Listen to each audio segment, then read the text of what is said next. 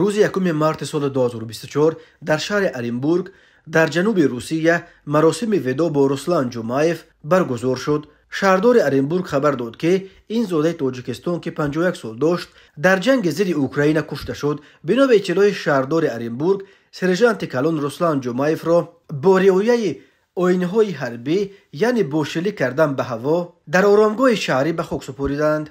رسلان جمایف 24 ینور سال 1973 در تاجیکستان به دنیا آمده در همین جا به وی رسیده است و در اولهای سالهای 90 آموزشگاه رقم 2 را در شهرک یاوان ختم کرده است. در سالهای جنگ شهروندی تاجیکستان رسلان جمایف در هیئت نیروهای موشکی خدمت میکرد. بعد ختم خدمت و ترک ارتش، جمایف با اهل خانواده‌اش به ارینبورگ کوچید، ولی بعد شروع جنگ روسیه به ضد اوکراین رسلان جمایف با وزارت مدافع روسیه قرارداد امضا کرده به جنگ ضد اوکراین رفت. او 19 دکبر سال 2023 کشته شد و بعد مرگش با اردن موجست و یا مردانگی قدردانی گردید.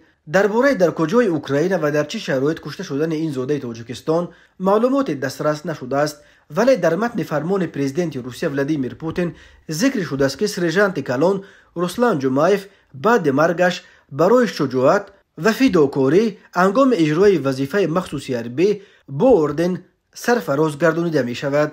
از رسلان جمایف در ارینبورگ همسرش و دختر او کرینا باقی ماندند. روسیه روز 24 فوریه سال 2022 با بهانه گویا حمایت از اهالی روزبان دنباس به اوکراین حمله کرد.